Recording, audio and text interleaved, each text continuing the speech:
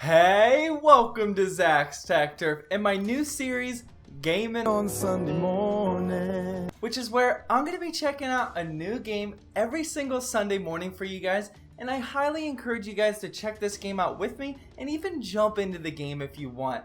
So what are we checking out this week? Episode number 5, PLAYERUNKNOWN'S Battlegrounds. Now, come on, this game has all of the hype right now. It's one of the top games on Twitch, and it's one of the top games on the Steam charts, so I just had to check it out this week.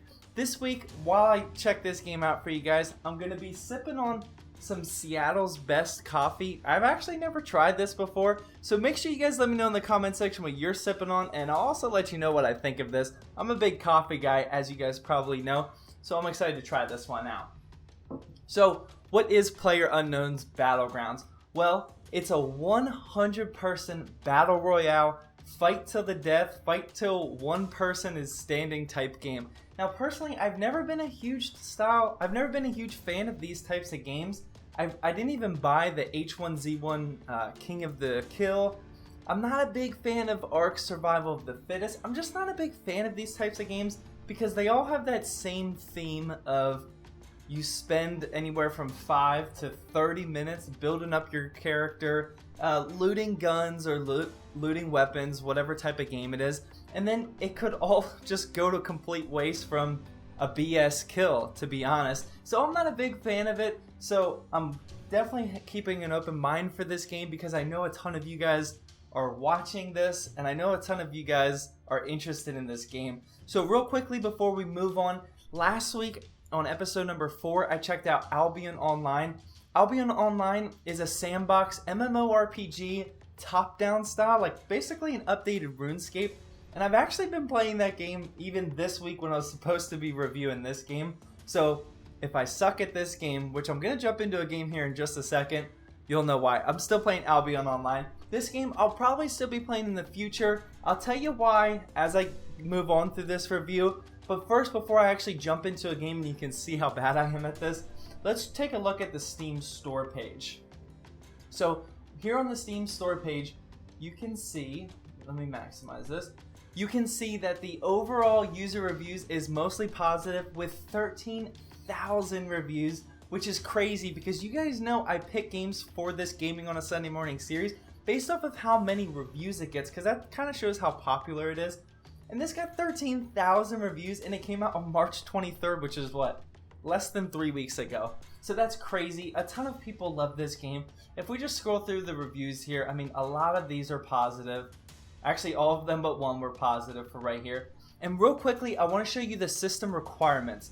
Now, what the developers of this game say are the minimum requirements is an Intel Core i3 4340 or an FX 6300 if you're on Team Red, 6 gigabytes of RAM, and a GTX 660 or a Radeon HD 7850.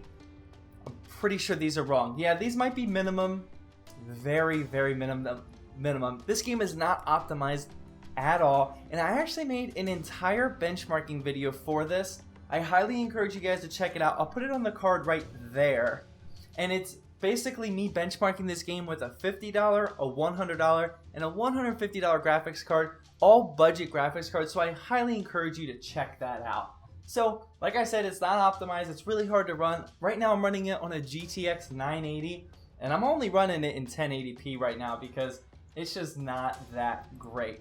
So, before jumping into this game, I wanted to show you what's on the main menu here. Here you can see this is my character. You can actually get different pieces of equipment you start with, like, I don't know why I look like Where's Waldo, but this is only the shirts and pants and everything that I unlocked.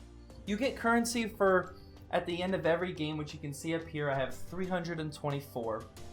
And the only thing you can buy as of right now are these crates if you go under rewards. And see, I can buy the second Pioneer crate. It's actually my third. I think there was a glitch or something.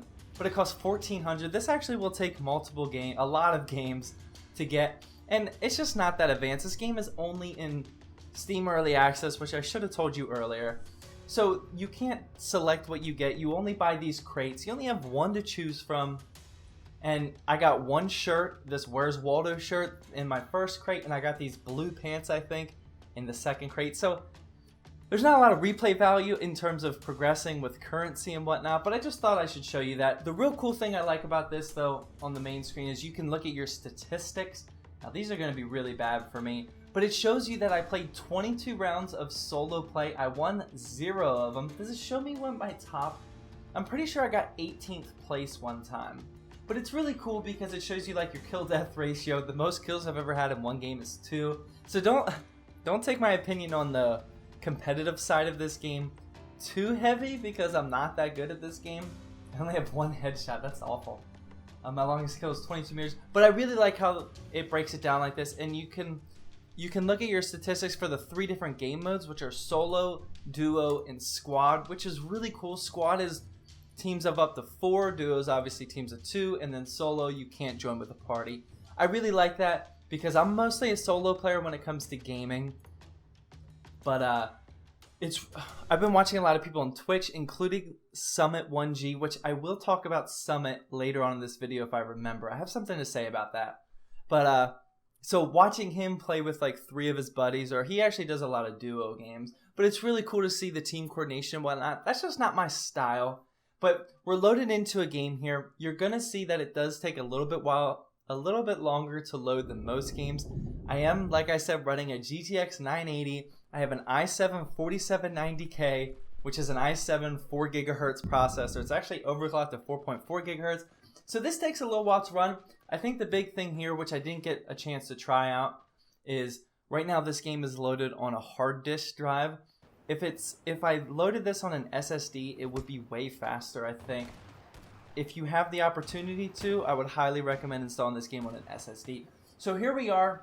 We can see up at the top right, there's 96 people joined. Now, I'm actually really nervous to play this game in front of you guys because I haven't nailed down the whole talking to the camera and playing.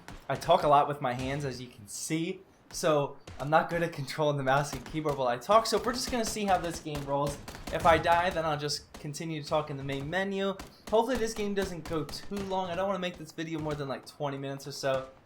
So I'm probably going to get killed within the first couple of minutes. So here we go.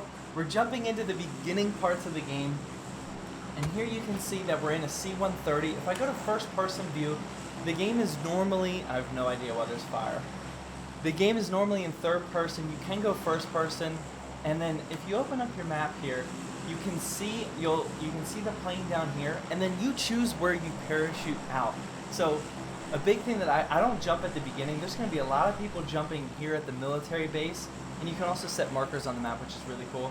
But I like to aim towards the back end of the C-130 trip because I like to develop slowly. A lot less people go. A lot of people already jumped out right now. Actually, oh, that's not good. Oh yeah, see, a fair amount of people have jumped out already. But I like to aim towards the back of the map, and then I'm also going to look for a small village that's far away from the path. So, where am I? I'm probably going to aim for like right here.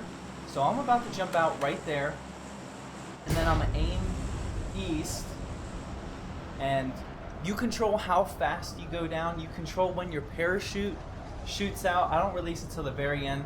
So basically I'm aiming for that little town right ahead of me. I don't know if you can see that. I can't really show you in the cursor, but that's where I'm aiming for, that little town. You can hold down Alt and look what's around you, and there's not a lot of people. Wow, there's like nobody that jumped around me, so I should be able to survive. There's a couple people, some parachutes. So the early parts of this game are kind of boring. I'm going to prepare you for that. But basically what you do is you walk around these buildings here. You just try and find guns that are lying on the ground. It's actually really realistic. There's not too many guns, but like I'm really hoping when I pop in to this this house or barn or whatever type of building it is, I'm really hoping that I can find like an AK-47, maybe a red dot. Which brings me to my point of weapons. The weapons are like very realistic. Oh, look at that. See, I found an Uzi. I'm going to equip that. Some 9mm. And some bandages. So I'm just going to keep looking around here. You definitely want to reload your gun. Or load it, not reload it. And here you can see that the third person type of view, there's a vertical foregrip for a future weapon. But I want to talk about the weapons because the weapons are actually like really realistic. Like if you already know that an Uzi is 9mm, then you're good to go. If you know like how an M16 uses 5.56. It doesn't say that anywhere in the game. You kind of have to have some gun background knowledge, but if you've ever played Call of Duty or anything like that, then you'll know what type of ammo it is. Some of the sniper rifle rounds get a little complicated because there's different size rounds and whatnot, but other than that, it's okay. One thing that I also want to say is it can be a little RNG at the beginning here. A lot of times, like, you'll spawn right next to somebody, and it's just the first person who finds a gun. I mean, you can actually semi-easily, just looking around here, you can actually semi-easily kill somebody with just your fist. Now, it's not recommended. A gun versus a fist, the gun is obviously going to win, but it is a little lucky at times. That's only in the very beginning part of the game. I mean, once you get past 5 minutes, if you haven't found a decent weapon yet, then, I mean, that's most likely your fault, or you were extremely unlucky.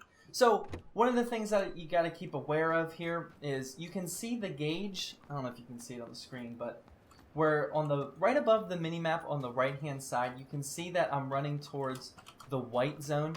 Now, what the white zone is here in the map is going to consistently shrink.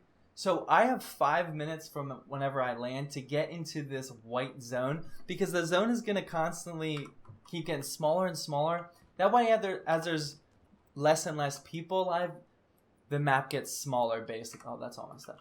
So you can already see that there's already 71 people left, which means almost 30 people died already. So I'm going to make my way towards that zone. This is not what I would consider a good start. I only have an Uzi, so I am going to stop at these places on the way. I do like how, like I said, you can hold down Alt and you can look around you while you're still walking straight. That's really cool of the game. So somebody was already in here. That's not good. Oh, was that me? I might have been the one in there. So this is not good. If I'm ever going on like a real long distance trip like this, well, never mind. Here's a vehicle. We're going to jump into the vehicle here.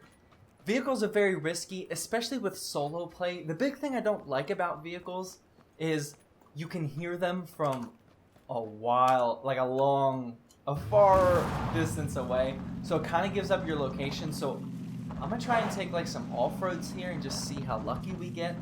But yeah, you can definitely see a car coming from a far distance. So I'm literally going to try and get to this safe zone and bounce out of here. So another thing on the map I wanted to show you is the red zone, which, as you can see, it's down here.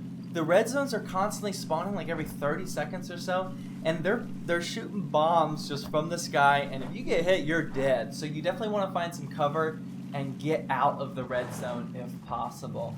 So we're almost getting to here. I'm going to go the long way around here. The cities over here, like we're looking at right there, are going to be super populated. So I like to stay away from those, but I only have an Uzi and I need some weapons. So this Uzi is not going to get me far, especially with no attachments to the Uzi, no red dot or anything. So it's going to be really tough to pull this off.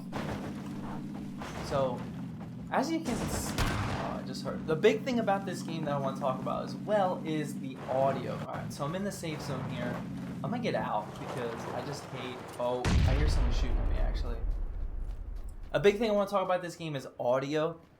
You definitely don't want to play this game while listening to music or listening to a podcast or anything like that, because it's really, really hard to tell what's going on around you without audio. That's actually why I have my headphones on. This is the first week of gaming on a Sunday morning that I'm wearing headphones, because you can't tell where the bullets are coming from. You can't tell where people are walking. So the audio plays a huge part of this game, which I actually like because it's realistic. Oh, there's a UMP. That'll work. It's still just a SMG though, but it is a little bit better than the Uzi, I believe. So hopefully that turns out well. So somebody was definitely already here, so we're gonna have to be careful. But yeah, the audio plays a huge part in this game, which is hit or miss, honestly. Oh, the aiming that I didn't even show you. You can just aim here. I don't want to shoot and give away my position, but you can just aim here in third person just like you would any other third person game. But if you double tap the right button, then it brings you to like first person view. Now you can just, oh, look at that.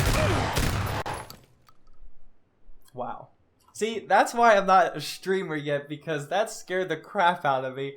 He wasn't expecting that either. I knew he was in that building too because I saw that some of the doors were open.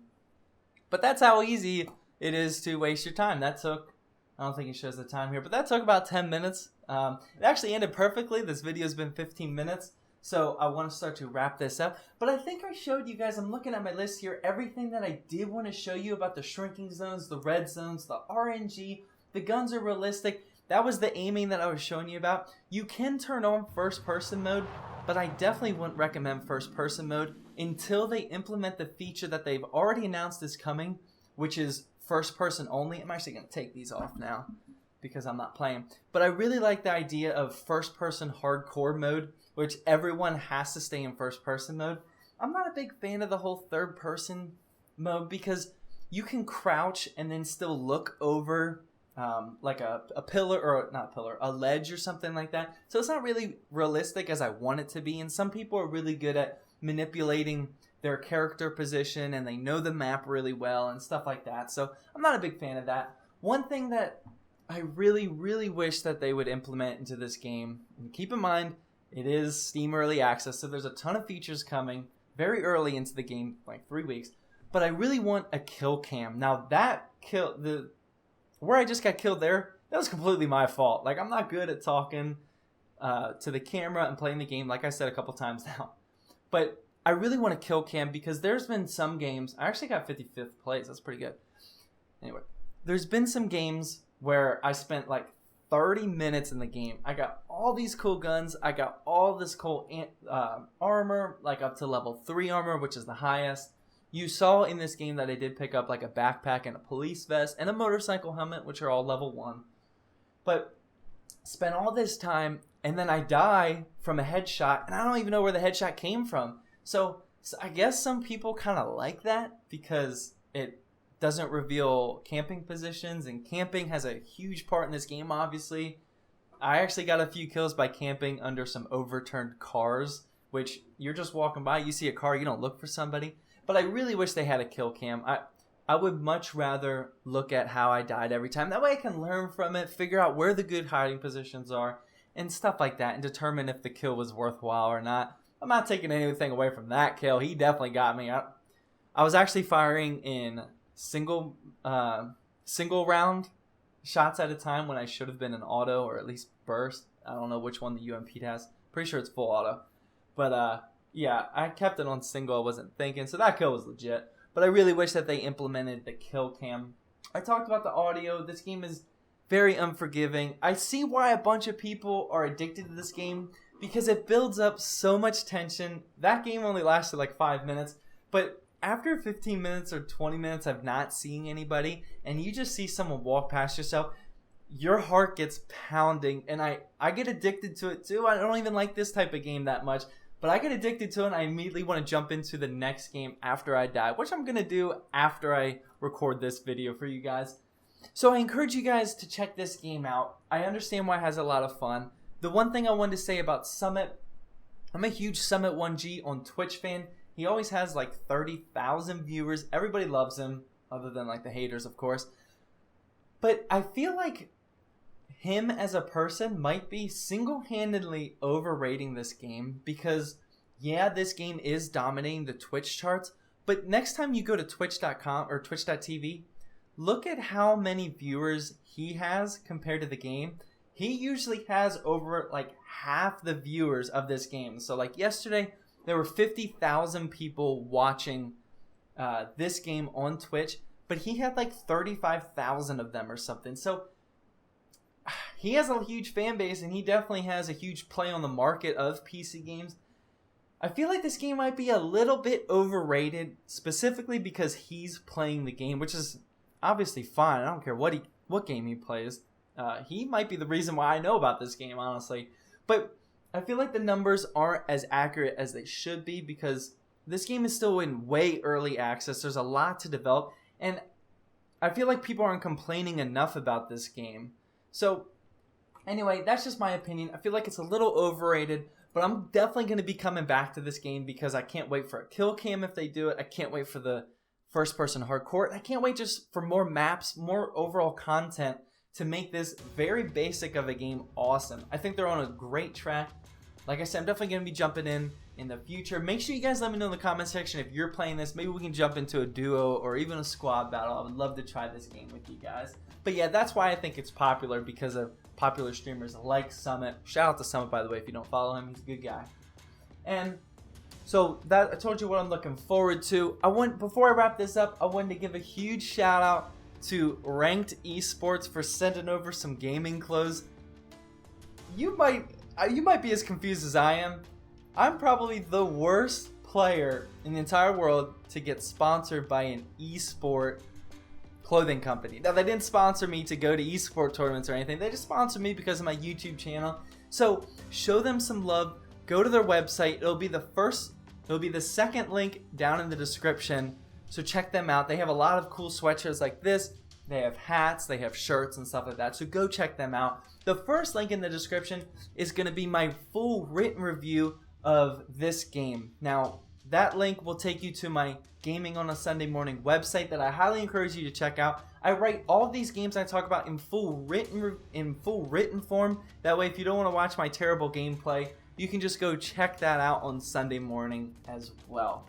So that's gonna wrap up this game. I hope you guys really enjoyed this. I can't wait for more content to come out, and that's about it. I hope you guys enjoyed this video. Please drop a like down below to help support my channel, and as always, thank you for watching, and please subscribe for more Zach's Tech Turf videos.